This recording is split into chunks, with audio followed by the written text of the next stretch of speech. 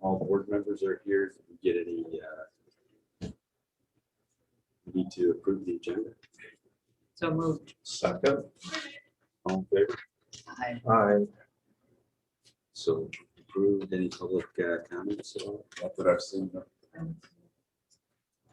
Okay, let's move on. Then budget update. So we'll start with just a general update for 21-22. You see, I noted that the school board's budget approved in October had a $100,000 contingency. As of the end of March, the board has not approved any expenditures from the contingency fund. As you can recall, the only thing that's really happened all year was the addition of paraeducators at Arboretum, and we funded those positions out of federal funds. So at this point, the board has not approved any contingency expenses. Just a few items to be aware of is I think the legal budget will be somewhere in the $50,000 range higher, and the utility expenses are also running higher. I'm still working on figuring that one out. But the transportation budget is running lower than typical, especially in special ed. If you remember, we bought those vans at the beginning of the year instead of contracting out. So our special ed costs are way down for transportation because we're basically doing it ourselves now. So go ahead, Jack. Is the special ed transportation, does any of that come out of federal dollars? So we're not currently spending anything for special ed transportation out of federal funds. It is reimbursable through the state of Wisconsin. And so the salary that we're paying our own drivers to do it is reimbursable, but it's significantly less expensive for us to do it ourselves. So those costs are down. We're continuing to monitor the budget throughout the remainder of this year. I did have a note in here. In the past, we've used this end of the year budget projection through this product called Forecast 5. Right now, Allie and I are in the process of evaluating some lower cost to budget models. So we'll probably bring that back as an agenda item to the next meeting, but we're looking to potentially cancel 2 of the 3 products we're purchasing through Forecast 5. And replace it with a lower cost model, just for the reason of cost savings, and the lower cost model, we're going to get a chance to see it in person. I believe does everything we would like it to do. So just keep that in mind that we're going to bring that back to a future meeting. Steve, could you possibly, and I hate to put on your platter, but at the end of the fiscal year, June, perhaps bring back what exactly we saved between the special ed transportation by having ours, and I mean, just so we can see the actual numbers. Yeah, I'd appreciate that. Absolutely. The only other thing I was going to talk about with the end of the year strategies is that the 2022-2023 budget planning process includes some options that are built around cost savings for the remainder of this fiscal year. Last month, we took a first look at that process and some of the suggestions that I had. But for this meeting, we're looking for feedback from the committee and potentially some motions for the board meeting for next Monday night. So we're going to jump to that under agenda item 6B, but just note that some strategies for the remainder of this fiscal year are really connected to some of our goals for the next fiscal year. And other than that, I don't have anything else with this agenda item. Let's keep on going. Next. Rebecca, if you wouldn't mind bringing up that, not the timeline, I'll just talk about that quickly. Just as a reminder, the first draft of the budget is presented at the May board meeting. So in between the April board meeting and the May board meeting, I'm going to ask the budget committee to meet again, likely during the first week in May. And that's when we'd have the opportunity to present the first draft of the 2022-23 budget. So just keep that in mind, that we'll be looking for this committee to meet in between those two dates. Are there any questions at all about where we're at timing wise, Mark? Yeah, the one thing I saw missing and should have caught us sooner, because I think we've seen it once. But pre-COVID, we always had that collaborative meeting between staff, leaders, administrators, and the board. And I don't know how staff view that as input in the budget, but it's not there. In this one, and I assume it was just a COVID things that took it out previously because, that sort of thing. So is there any reason not to have that in there? Yeah, that's a great question. So at the last HR committee meeting, we shared a legal opinion regarding the topic of seeking staff input and how that connects to teacher negotiations. And the WERC ruled in the Madison Teachers Union's favor when they filed a complaint against the district for seeking budget feedback prior to reaching an agreement that was negotiated. And the WERC looked at it as you were asking teachers to basically give feedback on something that could potentially then impact negotiations. Okay. So we'll talk about in a minute under 22-23 some of the major decisions that we have to make still. Yeah. We do have a date scheduled, which could potentially lead to a recommendation for the May board meeting. If that happens, I do think we can add that back in between the May board meeting and the end of the year. Okay. I'm pretty confident that if that is done, we can still do that.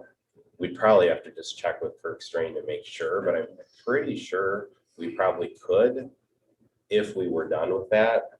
But that's kind of the recent wrinkle in that one, Mark, is that we just have to be really careful with. I appreciate that. Yeah, I appreciate that. And I think once that's settled, Mark, I'd also like, when Steve and I've done these, we've gone out to the buildings and talked about the budget before the end of the fiscal year, just so everybody knew kind of what was coming. I'd like to do that with all staff and give that the opportunity. So they've had it at a grassroots level, and I'm not sure in June that would really have a major, we've already pretty well made decisions on a lot of the things that might have been discussed at the meeting. So to me, that would be just sort of a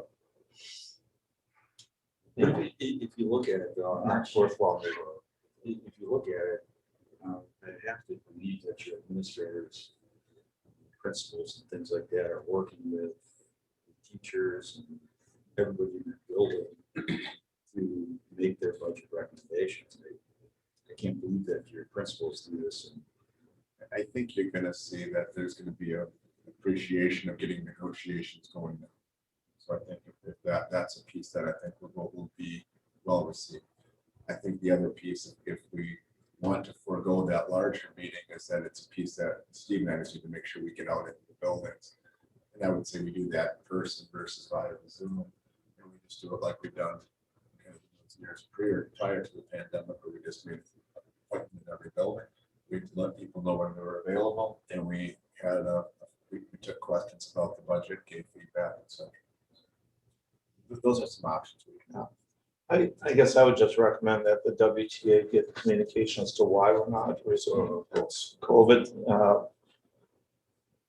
I don't want it to appear that we're taking less, giving less communication than we have in the past, because that's been a key issue with them, with board relations. And Maybe so as long as they understand why that's not happening, I think that would be a good thing. maybe Steve, you and I could go into like Tim's system-wide meeting, which is basically that most of those folks that are at that meeting, you just kind of talk to them specifically about That that. leadership. Yeah, that leadership meeting very directly to them.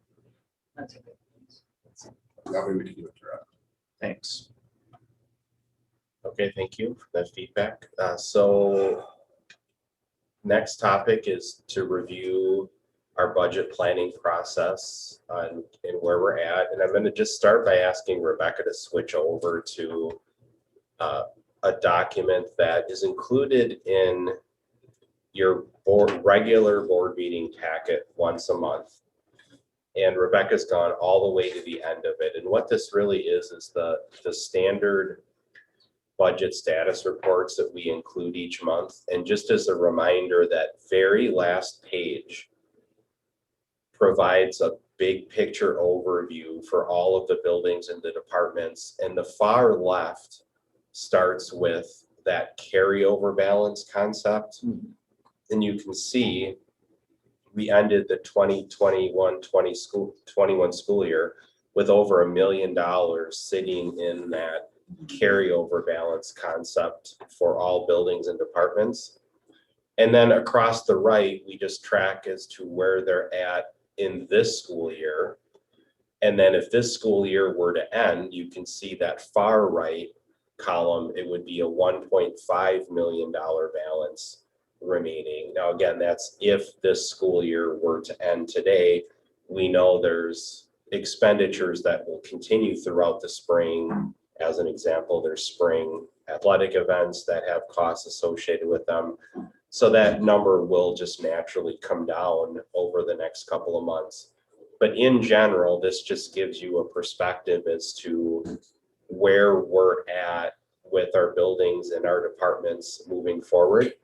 And that really connects to some of the end of the year strategies that I think is important for us to talk about as we move forward. And so, Rebecca, if you could go back and bring up the spreadsheet, that one right there. And I'd like to first focus in on the remainder of the 21-22 school year. So what we have on the spreadsheet is it's broken up into 3 columns. The column on the left is referring to the remainder of this fiscal year. The column in the middle refers to the 22-23 budget as of July 1st. And the column in the right references the potential referendum on November 8th. So all of those columns are ultimately connected together. On the left-hand side, you can see that I have highlighted building and department budgets. The left-hand side shows a plan that has a goal of trying to seek approximately $1 million in savings by the end of this fiscal year by using several different strategies to do so. One of them, I have $250,000 highlighted in yellow as recapturing funds, unspent funds from building and departments. The last couple of years, the board has approved a 60%, 40% split with end of the year funds that was primarily related to COVID, school closures, and just reduced expenditures at the building and department level. But this year, I do think it would be worth the board's consideration as to whether or not you want to continue that practice of allowing end of the year funds to be added to the carryover balance. I would not propose changing the $1 million that was there at the end of last year. But what I would propose is either some type of a split like we've done in the past, or implementing what I would refer to as a purchase order freeze for the remainder of this fiscal year, with funds remaining coming back to the district budget at the end of the year. Now, a purchase order freeze, just to be clear, would not include instructional or co-curricular expenditures that are required for the remainder of the school year. So expenditures that have been planned, let's just say obviously spring track, would go on as normal. However, if middle school science had purchased everything they needed to for the remainder of the spring, then no further purchase orders would be issued. And as an example, you do sometimes have staff start putting in orders to plan ahead, restocking items, et cetera. We would basically say that's not going to occur this spring. We're looking to save as much money as we can. So I'm seeking feedback on this. The options would range from, doing nothing so that all of the funds available carried over like pre-COVID, some type of a split like we have done during COVID, or capturing all of the funds to be utilized towards really that middle column and larger district goals. Steve, when we talked about the carryover, what we wanted to do is make sure that, the 1968 piano that couldn't be tuned anymore, there was some funds available to purchase those. When we look at where those funds were initially directed towards, do we have any, the band? Is there some old instruments that aren't being replaced? Are there, face? Is there some equipment there? Stoves and refrigerators, and, those big ticket items that didn't fit into our budgeting process. That's where those were supposed to be used. That's correct. And the process that we started, which was that 3-year budget process, on the non-staffing is due April 15th, which you will then have a chance to see that. So we are asking all principals to get input from their staff on things like FACE, tech ed, music, to really identify for us what those large expenditures are. And that's exactly what that was intended for, was to be used in that manner. In general, our principals have been very conservative with their carryover funds. You learned last spring when music asked for an additional $75,000 to replace aging equipment. A lot of us on the central office team were wondering, well, why aren't those building balances being spent, right? That's what they were there for. So I do think we have work to do in that area, that it doesn't make a lot of sense for a building to have a $25,000 carryover balance and then have $10,000 worth of music equipment that should be replaced. I think the process we have going on right now will help us see that, right? Where we can help our building administrators say, hey, we're seeing on this list a FACE lab and $20,000. We're also seeing you carried over $25,000. Help us understand why we're not spending that, right? So I think we're going to be better educated about what the needs are come the middle of this month when that process is due. I think the other piece with that is there's going to be pieces on there, just as Steve said, that aren't going to just be requests of new money.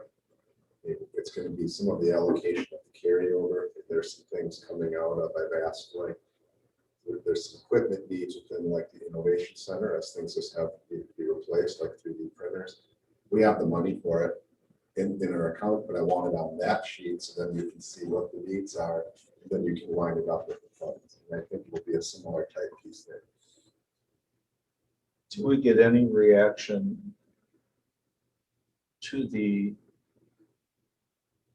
40-60 split last time in terms of frustration that they really could have used it because of something essential?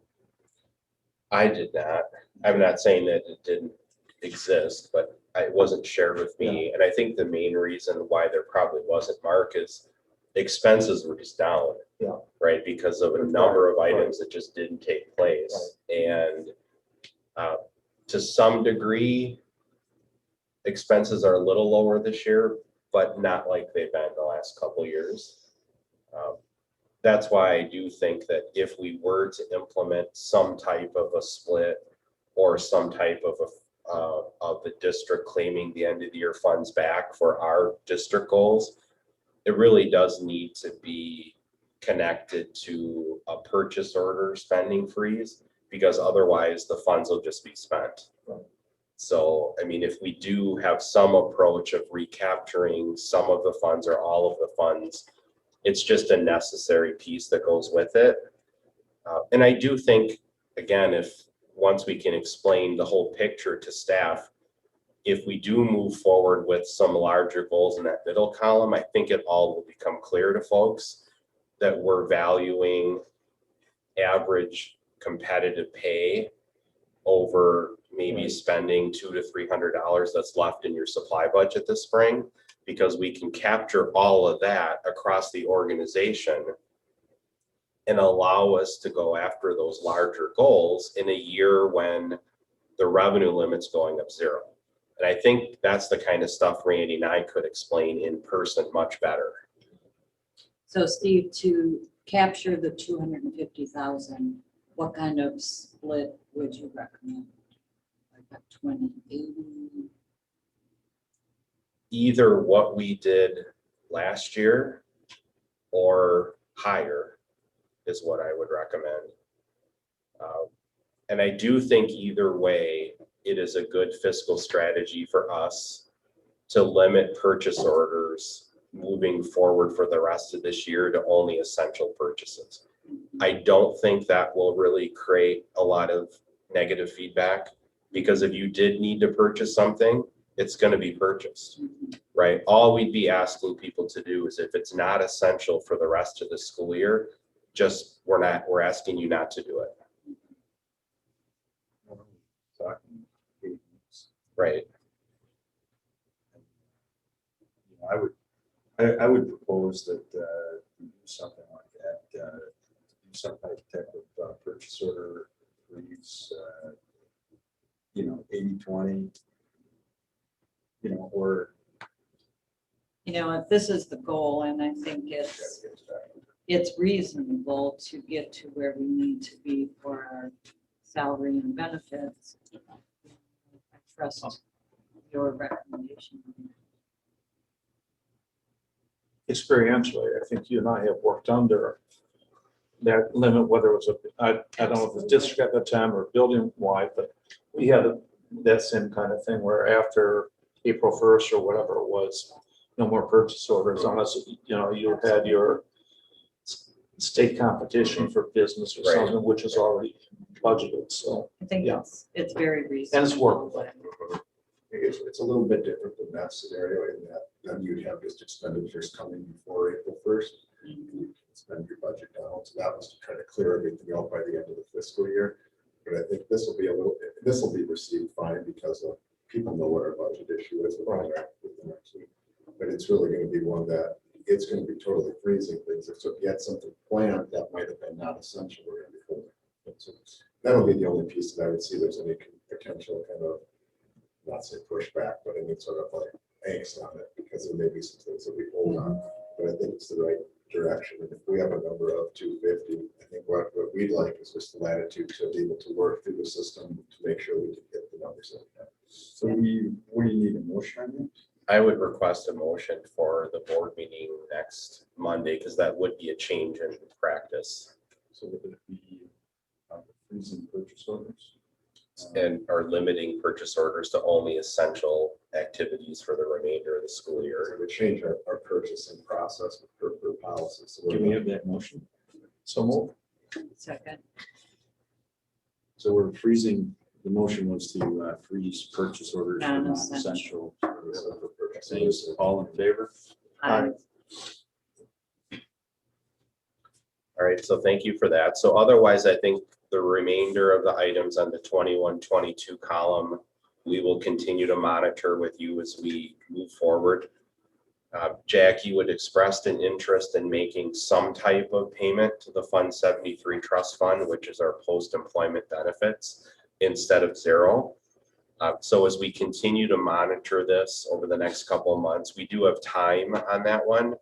The DPI only requires that we make that payment by July 31st. And so we'll just continue to monitor this and we'll bring that back. And we do know, Jack, about that discussion. And so we will be proposing some type of payment. We'll just bring it back as we get closer. The middle column references the July 1st or the decisions that we're making for the start of our fiscal year. The items that we've highlighted in green are ones that we consider completed, meaning approved by the board so far during this budget process. So as an example, you can see virtual instruction staff, virtual instruction contracted. The curriculum committee brought a motion forward to the board to no longer offer virtual activities K-6. The remainder of the virtual costs are paid from building budgets, so that allows us to remove that cost from the district budget. So you can see the green means that decision's been made and we're removing those costs. The yellows are the ones that I'm seeking input on, because as we continue to move forward and putting together the first draft of the budget, there's a couple of additional pieces I'd like conversation on. The building department budget, what I'm proposing in this area is that we reduce district-wide building and department budgets by $250,000 to start the fiscal year on July 1st. I'm proposing that we do not replace copy machines district-wide at $55,000. And I'm recommending that we do not keep the $83,000 energy efficiency budget, which is a separate line item, and that those expenditures just become a part of the capital projects budget, which is a separate $525,000 allocation. And we just have all projects, including energy efficiency projects, come out of that list. Those three moves would help us as we get to a goal of having, as you can see, that July column. We're trying to line up that July column with the savings at the end of this fiscal year. That's our goal for right now, is to make sure that whatever we are looking at for a difference in revenues and expenditures in the July column, we can make up by savings through the end of this fiscal year. So we're trying to keep those two numbers similar, with the understanding that that third column, which is the operational referendum column, will then need further work with the board as we ultimately determine what those projects are going to look like. And you remember we asked several questions about the operational referendum question on the community survey. So we'll have that feedback from the community as well. So that third column is really waiting for further development based on the community.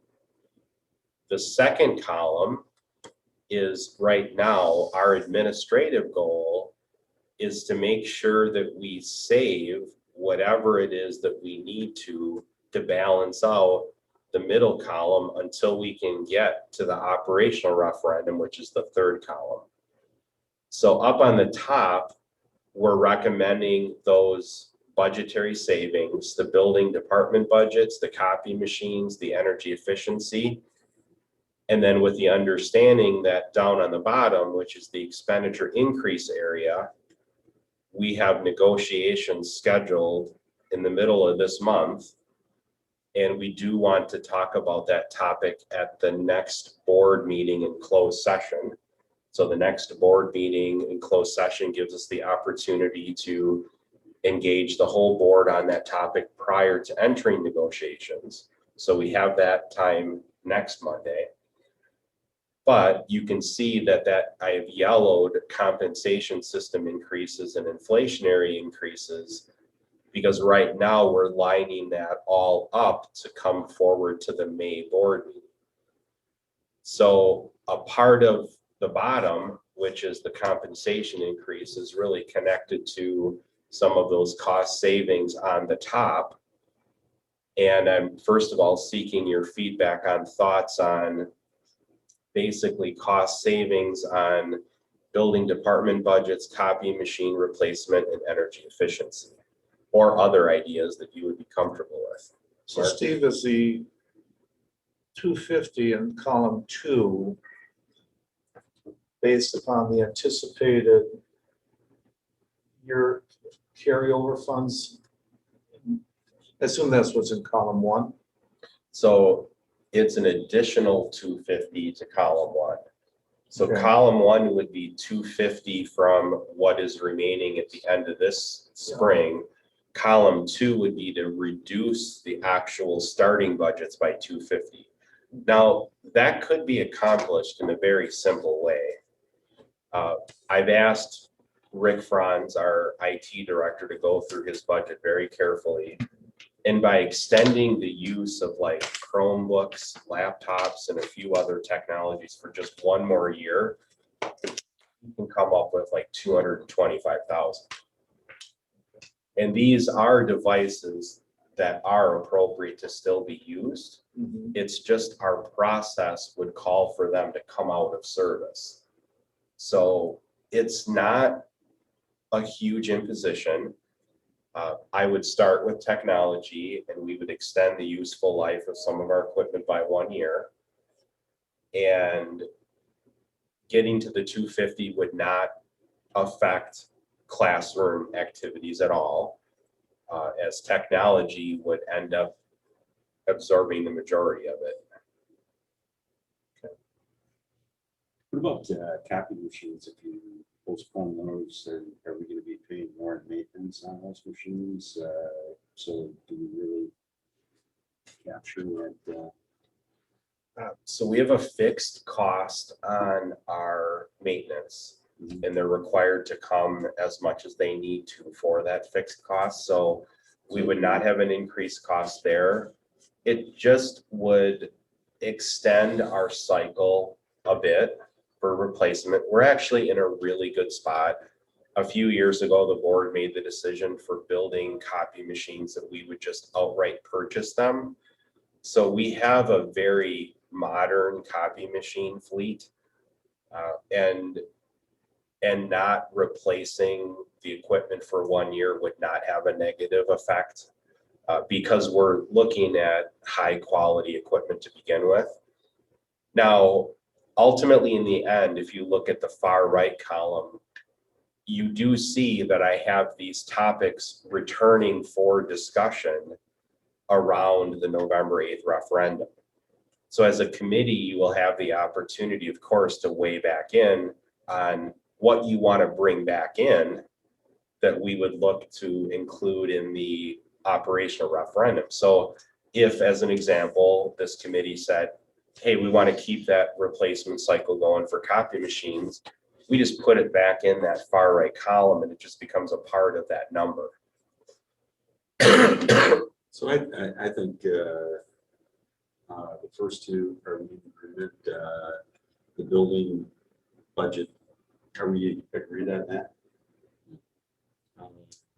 The copy machines, let's push those off a year.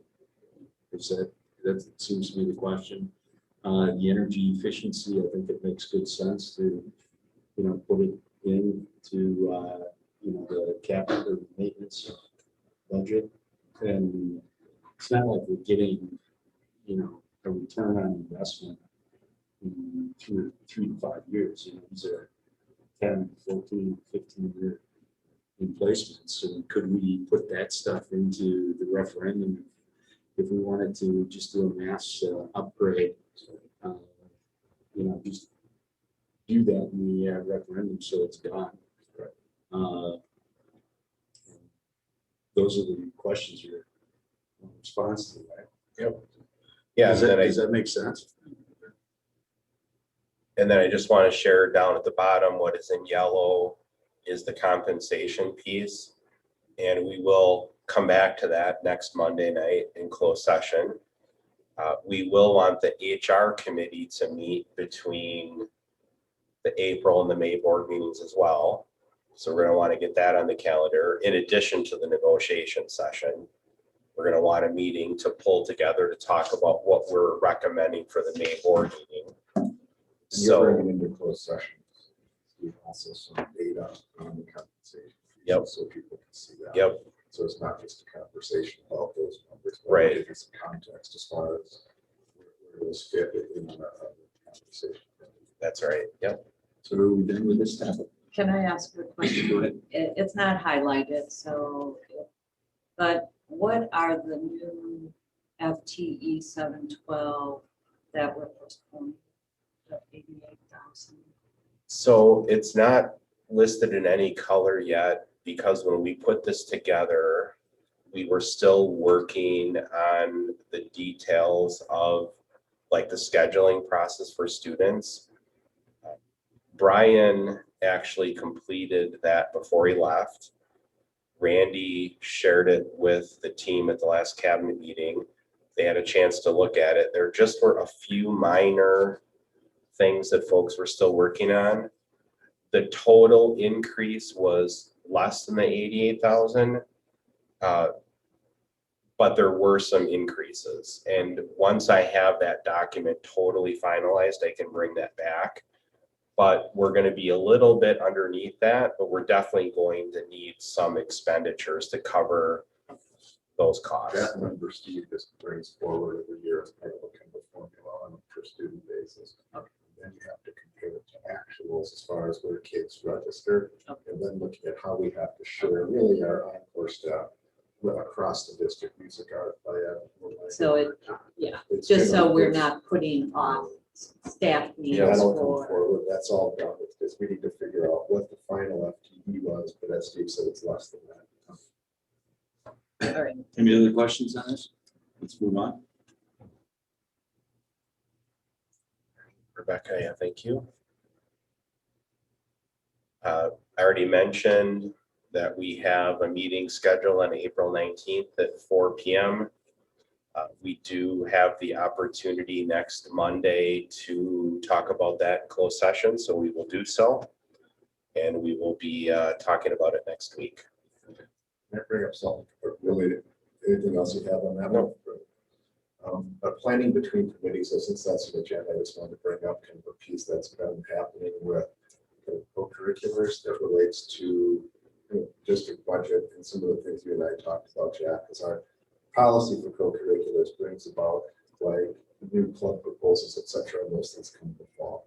So you're gonna see on Monday night, you're gonna see some club proposal pieces that are coming.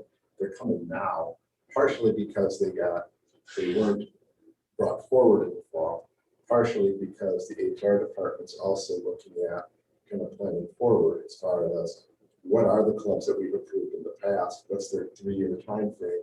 So you're going to see a few that were not brought forward in the fall that we need to catch up with. You got a few that are going to be approvals for compensation for next year.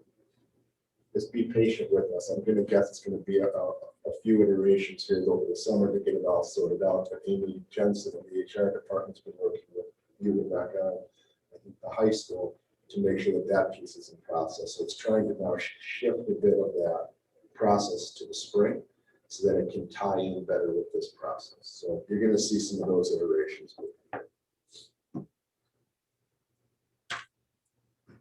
The next agenda item I just wanted to mention again, we're continuing to have discussions as to how the budget planning process connects to the November referendum planning process. We completed the process of seeking school board approval for paying down the debt at the last monthly board meeting. So that process is moving forward. Obviously, that's going to be very helpful for us as we plan ahead to the fall, that the savings from the paying down of that debt was a little over 1.4 million. We were not expecting that it was going to be that high.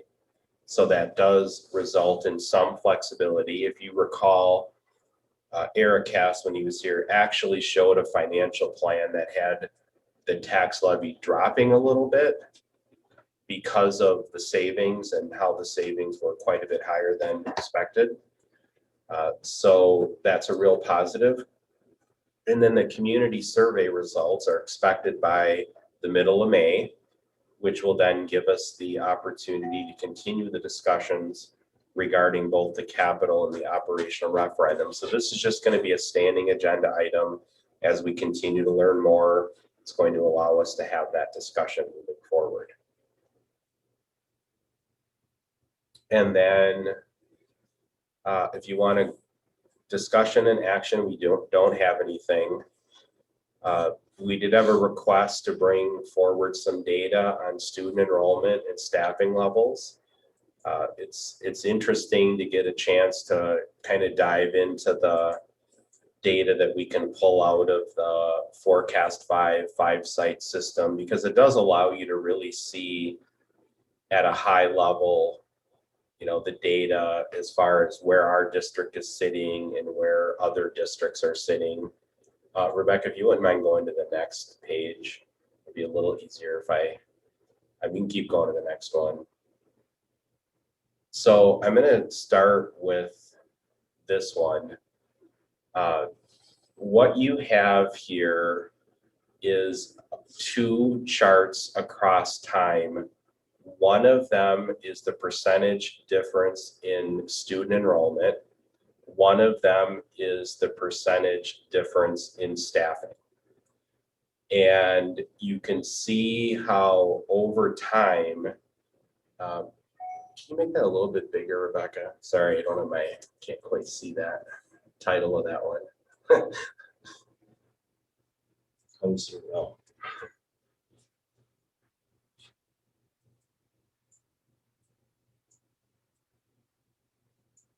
Okay, so this is the one that says, Alan, can you read that title? This is, I still can't quite see Student that. changes versus enrollment changes. and it's for all positions. Okay, so that one's for all positions. It's the last one that's just for teachers. They work with the cover charts. Okay, all right. Oh, so that's just the teachers? This one is all, but if you go to the bottom, this is the teachers, which is the Okay. first bar Yeah, yeah, graph yeah. you have was Okay, teachers. thank you, So they weren't in the, thank you. Okay, see how so, closely I looked at yes, this? thank you for that. Yes, I knew we put 2 looks at this. All right, so this is the same thing with teachers only, and what you can see is how the numbers of the changes in the FTE is compared to the changes in the student enrollment. Now, it's very tight all the way up into our first COVID year. So as you know, our budgeting process has always looked at enrollment projections and is then calculated out FTE increases for various levels that look a little bit differently. But generally speaking, our budgeting process for FTE has been tied to enrollment, specifically on the teacher end. So we should expect to see in our district a pretty tight alignment between those 2 numbers, which you do see here. The difference really where it starts separating was the first COVID year.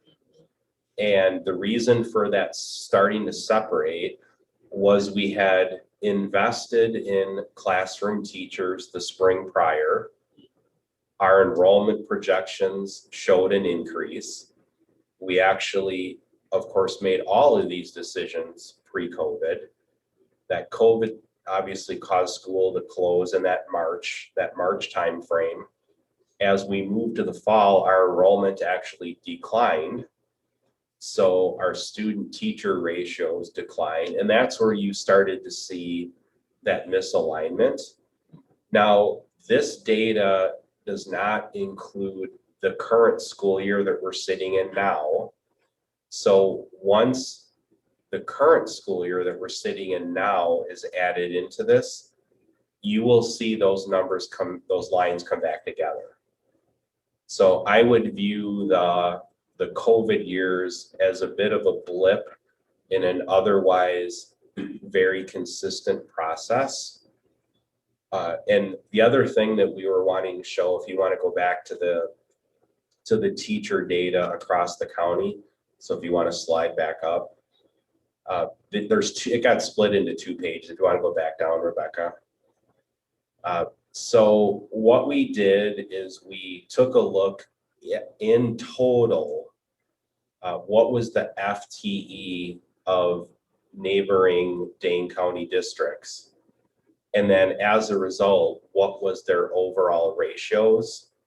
And as you could see for, it'd be a lot easier if it was on one slide, but it was very consistent. And you could see that we were very similar to, like, the district that was closest to us on most of this was Middleton. I mean, we were pretty tightly aligned with a few districts in the staffing level. But fundamentally, our process has been very tightly aligned, other than the last couple of COVID years. And we've been very consistent with our county peers. There isn't really anything in this data that suggests, you know, that we're really off either way. I mean, we're not low, but we're not high. Pretty much right in the middle. Yeah, we're kind of right in the middle overall. It's good data to check and see, you know, to see how aligned we are and how our process is working, and then, you know, make any adjustments as we move forward. And we will just continue to monitor or bring forward any of this information. But basically, I would say it's pretty tightly aligned, and we're pretty much about in the average. The other piece to add kind of to that, it's on the line split. That was also a conscious decision to drop down class sizes and then to maintain them. Because I think that was a piece we talked about over time, that adding a teacher in one place or another wasn't going to impact you system-wide. But that was one piece that came out of kind of that, those couple of years that we were in. We were able to drop down some of our class sizes and maintain our FTE. And that's why you saw that split. So that's what we've been able to maintain kind of moving forward. It's why, like, in this year's budget, you're not seeing a lot of additional staff requirements in the K-6 area, because we've maintained that staff. We did have those couple of slides on one page, so something got a little wonky there. So next time we'll get it so that it's a little bit easier to read. Is there any other questions on this particular topic or comments?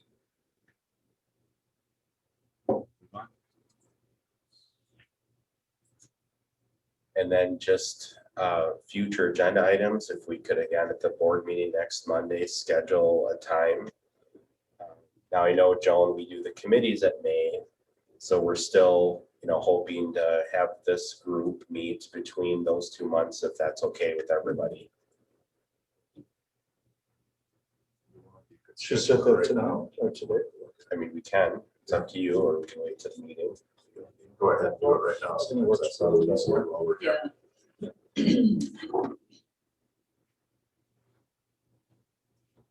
What do you think? You guys like these morning meetings? It doesn't matter. I had to push back my workout hours, but that's all right. Maybe I'll work out less today. So this is serious. So Tuesdays are good for you. Sunday, I heard Tuesdays. So if we looked at the first week in May, would you want to try to do like a 7:30 on one of the days that week, or?